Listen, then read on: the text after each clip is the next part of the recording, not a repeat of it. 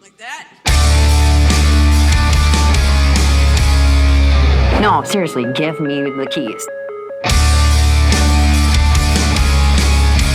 And you're like, no, bitch, you're crazy.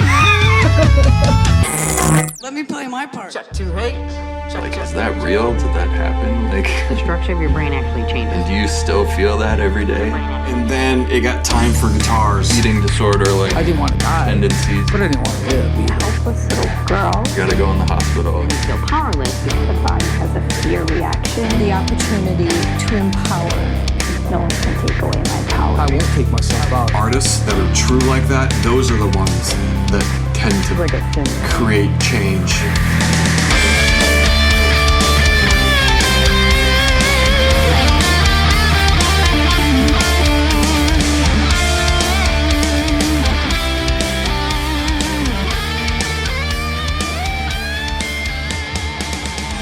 She was like, oh my God, that's how I feel. That's how I feel. Right. So she felt like you were talking about shame before. Yeah. I think so many trauma survivors, this is the thing that infuriates me against predators, is they've taken away not only their relationship with that person. Yeah. Okay, you've not only annihilated that relationship, but you've destroyed their relationship with themselves. Yeah. And when they hate themselves because what you've done to them, I just get beyond.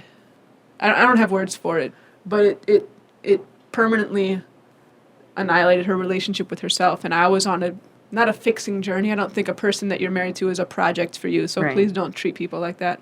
But this was a person in trouble, Mm-hmm. and I wanted to fix her relationship with herself. Yeah. Until the very last second, I had people over to our house in the last 2 or 3 days. And if people think that was, like, there were a couple people like, what are you doing? And I would just be like, you don't get it. You don't know what this person's carrying. I don't have much time left. Yeah. And I think there's a few people in the world who understand when I say I don't have much time left for this person to see them the way we see them, Right. themselves the way we see them. Right. I'm running out of time. Right. That's just where my mind went. Yeah. As soon as they said there's no more treatment plans, there's no more this or that, this isn't a side effect, this isn't a hiccup, she's dying. Right. And I was like, Yeah. I want her to know before she goes what Right. effect she's had on people. Because Yeah. I could see it. And her and I, it was, and I know that's going to sound odd, but even like when we were young like that, I didn't get to know her when you got to be in her life. But, back then, we always got crap because they would, they would say that we were a force to be reckoned with, as friends, right? Yeah. Like we were we could influence things. We could kind of, what we said, people kind of like, yeah, that makes sense. Or, you know what I mean? Even Yeah. when we're kids. Well, there's leaders and followers at every age. right. Put a group of 5-year-olds together, a leader will emerge. I think even in my, like that video when I had recalled it and I had rewatched it and then like had Kelly performing in that, like the counselor person at that time even had like taken 5 minutes to talk about Kelly and I and how that, like how we had helped each other, like be able to be successful and stay sober and stuff like that. But also like she was just like, oh God, Carmen and Kelly, like it was just, and I can't remember the comment she had, but it was, I laughed about it because I'm like, you know what? Yeah, Do you have an extra recording? I probably Was that do. before you pressed record? I that can would always be- recall it. I mean, it's on a DVD now, so it's easy. That to, little speech? yeah, That would be pretty cute. yeah. I could find it. I'm not going to send everybody out to find everything that ever has Kelly on it, but I do consider it a treasure. Yeah, yep. I could definitely. find it. But you can just see her like, whoa, like I don't even know what to say here, and I hope it comes out positive. Yeah. But and she always meant it, But That's in the documentary. Did you watch the movie? yeah, Remember when I talked about the jungle tour? uh-huh. And she wouldn't listen to anyone? Right. And then people started following her? Uh-huh. Because you guys have never been there before. No, but she doesn't take Right, orders and from then anybody. right, and the guy, something she was like angsty about whatever the dude had said. I Fucking can't. poisonous plants. That's right. Yes. Yeah, it was the Caribbean. I said, Mhm. Kel, this is, I know you're the front man, and you and I get along And because she's- we don't listen to other people. right. But, this shit can kill you. Right. Okay, this isn't like Minnesota, Right. poison ivy. Like, we don't know what nature can do in Exactly. Minnesota. We know that half the year we can't feel our feet. Right. Well, the tropics is another fucking animal. Yep. And that animal is a plant that will Right. kill you. Mm-hmm. And it looks like the plants that won't kill you. Right. That's how it kills you. Right. Exactly. No, she wouldn't listen to anybody. Yeah, I remember that part of it. That for was sure. very true. Yep, that was a very good depiction of how it was probably most of her life, I'm guessing. So much, not a whole lot had changed. Yeah. That's interesting. So the trauma piece, we talked about helping someone through a flashback. What has gotten better and worse? How has eating disorder treatment and the addiction and the trauma piece, like I said, that estuary, Yeah. evolved? And how has it maybe got? I know you have things you take issue with. Mm-hmm. So I'm going to open it up right now, whatever you think, good, bad, negative, about the way treatment is today. Sure. And I'm interested in how it used to be or how you think it should be. Right. I have opinions too. Yeah. Go ahead. I hope you share yours too. So. I might. I don't want people saying, "Oh, Teresa thinks she's an expert because she cares Right. about one person." I don't think I'm Well, an and expert, I but don't- I've seen it up close and I don't think personal. I'm an expert either. It's just That's all. based on my cumulative experience. Yes. In my own life and my working life. Like I had alluded to earlier, I feel like we focus a lot on symptoms rather than solutions. And so we just treat symptoms so that if you can manage your symptom, then society doesn't view it as a problem anymore because the symptom is now resolved, let's say. Like someone's not using. Is that kind of Right. like the equivalent of like yeah, a dry like drunk? if you're not using drugs. But their personality hasn't changed. Right, or they haven't done the work that they need to do for themselves, whatever that would be, now you're fine. Like even people who are like, if we want to use drugs as a thing, right, and then we can move on to food, but people who generally get into sort of, in trouble with their drug use, they get on probation, right? So they have a probation officer. What does the probation officer care about? Mainly not using, right? So they get drug tested. Yeah, it's a that's- binary thing. Right. It's mainly that, right? Now go to your therapist and do your thing, but what I care about primarily is that you don't do the thing that caused you to break the law, to blah, blah, blah, right? So if the symptom is managed, society kind of goes, okay, we're good. And then just kind of leaves it at that, right? Is that because it's testable and it's objectively verifiable? For You sure. either have this in your system or you don't. When this Right. other stuff is so nebulous. It is. It's very qualitative, not measured. quantitative. Yeah, it can't be measured in that way. Right. So, of course, we're going to try and control the symptoms, right? Even in like medicine, right? Diabetics, right? Diabetics, take your insulin, check your blood sugar, follow your meal plan, blah, blah, blah. Okay, so that's generally the basis of it, right? If you're type 2, it's take your medicine, not your insulin, and sometimes it's insulin. So that doesn't work though. Convince me, I, used to have diabetes, so I know direct experience of it, and I've had direct interactions with medical professionals, right? Viewing diabetes as something, it's not curable, quote unquote, right? But you say you used to have it. Correct. What does that mean? I had a transplant, so Oh. I had an organ transplant, so now I don't have diabetes anymore because they gave me an extra pancreas that now functions as a pancreas. So, not to say that it's a cure, but I'm no longer diagnosed with diabetes, okay? But treating diabetes in the medical profession, they try to manage the symptoms, right? Because there's no cure, right? And we view addiction as there's no cure. They manage the glucose levels and Right. Yeah. So we treat symptoms, right? But if you actually worked with the underlying like motivation of a diabetic, which is, are we talking about type 2? right? Well, think about that feeling of I've had plenty of experiences of low blood sugar and how insane and powerless, and you feel like you're dying. How that happens to you. I don't know anything about this. Right. So you know my context. I And that's only totally know fine. whatever you Right. just say. So Yes. I have no idea what it feels And like that's- to have low blood sugar. Exactly. And a Does lot it of feel like people an don't. attack or It's something, like or- you feel like you're dying. You feel like your heart. It's like an anxiety attack. It's like a panic attack. Yeah. Okay. And then you have lingering anxiety for when that will happen again. when is it going to happen again? Right? So they don't think about that.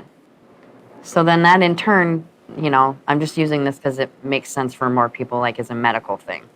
But in turn, you check your blood sugar more often, which costs more, which costs the insurance industry more, which costs more to make it, blah, blah, blah, right? So they're not addressing like finding ways and coping skills for me to work through being little traumatized over that happening to me, right? So it's a perpetual cycle. You treat my symptom.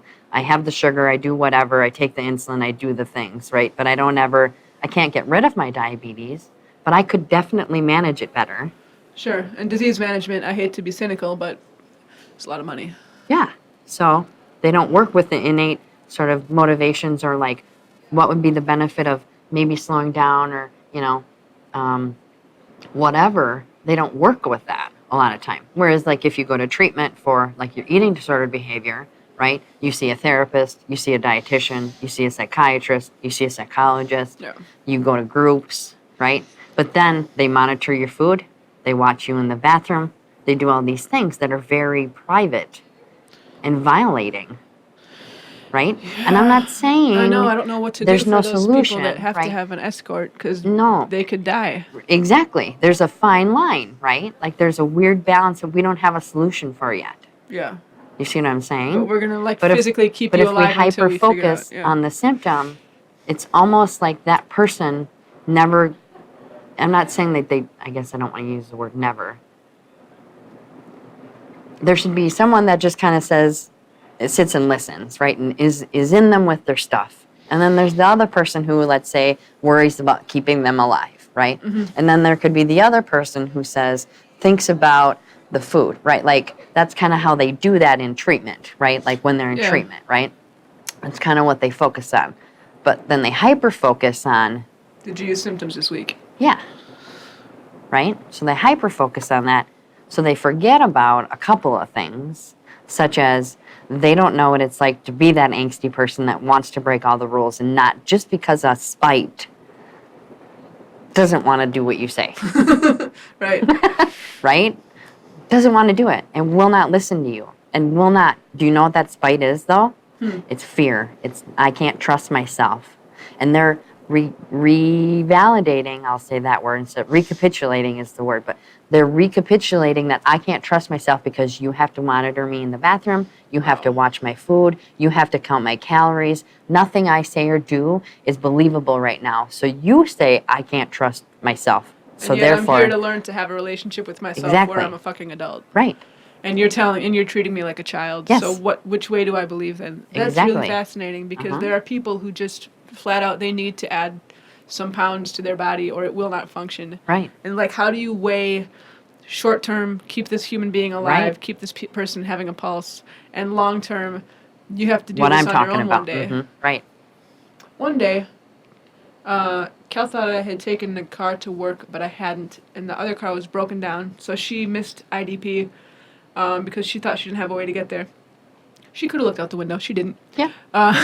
But she was... I'm only telling this story because she was really proud of herself when I got home. She was like, I missed IDP. I said, why? She was like, you took the car. I said, no, it's been in the driveway. And she was like, oh, shit. Well, I ate with no help. And she said, no training wheels today. That's what she said. So that talk about infantilizing them is exactly how she felt. Yeah. She's like, I ate without training wheels today. And she was actually proud of herself. I know. Insanely. So that, it's probably a black mark. Oh, Cal skipped IDP. She missed a day, blah, blah, blah. But I wonder if, like, when do you take the training wheels off? And should that be part of the treatment? Like, okay, for sure. Within this supportive environment, within this safe space, I know that's a phrase that people ridicule a lot, but I don't think it's people who have, like, experienced a flashback. I think it's people who don't know what they're talking about who make fun of that because people kill themselves every day. So it does matter that a person feels safe. Within that safe space, you got to back off for a second and see if they fall over, right? Mm-hmm. Like teaching a kid to ride a bike. They have to be willing to be able to do that. And I get that there's like a moral, a value system involved in all of that. Moral? Yes. As in, some people believe that suicide is selfish. Some people believe that suicide isn't. Some people believe that self-harm is a way of coping. Some people believe that nobody, there's all kinds of really thin lines that are walked upon in that. Yeah, that's a situation where, in my mind... Like you're saying, this person needs to be alive. Yeah. Some people, I like to play devil's advocate and say, is that your decision or is that their decision? Depends what was done to them. You see what I mean? Like, it's a moral thing, though. Yeah, that's all I'm trying for some to point people out. it is. Yeah, for some. You see what I'm saying? I think there's some, religious undertones in some of that sure. gets taught to people, too. Like, my big thing on suicide, I guess we're talking about it, is don't leave a note shitting on someone else. Like, if you're going to get out of the game, you're out of the game. If you want to stay here and say, and by the way, I hate so-and-so, you have to say it with a fucking pulse and warm blood in your arms. Yeah. You can't quit and then shit on people afterwards. Like, Right. I just know people who've dealt with that note, Yeah. and I just think that's bullshit. I Right. call bullshit on people who want to spread negativity from beyond the grave. If you want to interact with people and have your say and leave your mark here in this world, you got to keep playing the game. Do you see what I'm trying to say? Right. Have you known someone who's dealt with that note? Yeah. I have. Mm-hmm. It's a bad I've note. been someone on the other side of it too. Really? Mm-hmm. Well, I guess it came off as judgmental, but it just makes me mad. That's what I mean. Like, we all are going to have, like, we have to honor everybody's, like, I have to honor that for you. You know, whether mine is different or the same, it doesn't matter. I still have to honor that for you. I didn't mean like so-and-so No, murdered this person. exactly. You did I didn't not. mean something legitimate. No, I meant like the you did not. irritations of social Right. interaction. Exactly. You're out of the game. You don't get to bitch Right. anymore. Yes. That's just my opinion. That's right. No, totally. And then the other side of it, you know, since we're down the rabbit hole of suicide, I guess we went there. It's going to happen. you know, people who have made genuine, like, attempt and then survived it and their experience of that. Yeah. Right? And like what they go through or what they saw, right? Or the people who complete suicide. Worried about that beep. No, absolutely. And like I think we're good. they don't have the, you know, sort of there's like you know, you were talking about accountability earlier, and I sort of wanted to transition it to acceptance, right? Because I tell this story to a lot of my clients. It's an example. You know, when our expectations are let down by other people in our life, we have to really step back and take a look and see if they're actually capable of our expectation. You see what I'm saying? Lowering your expectations to match the people you know. Yeah, I think we've been down that road. Right. So, think you know, everyone can kind of roll their eyes I at that use one. this crazy example of, you know, I said, let's say you and I, we went to my house and we were going to go to my house and it was locked, and I look at you and I say, give me the keys. And you look To at your me. house? Yeah, Yeah. to my house. And you're like, well, I'm sorry, I don't have your keys. And so I keep trying to find my keys, and I look at you again. I'm like, no, seriously, give me the keys. Right? And you're like, no, bitch, you're crazy. I don't have your I'm like, keys, this so stop person's asking gone. me. Right? Yeah. It's kind of like that, right? Like I'm looking to you for keys that you don't have, and I don't have them either, right? So Wow, that's powerful. yeah, Looking to you for keys that I don't have, but why would you have them? right. Why would you have keys to my house? And then I get resentful for you asking me. Exactly. That's really interesting. Yeah. See, now you got to write your own book. I Carmen don't know if I Kelly, could formulate it. Troublemakers, I don't know if I could find the words. bills and power chords. Right. There you go. Get the music behind the mission. Hate Becoming by Kelly Nicole on iTunes and Spotify. If you guys haven't checked out the merch table, Join the movement. buy the album. Get your Kelly Nicole band merch and donate what you can at kellynicolefoundation.org. Courage is from Amplified!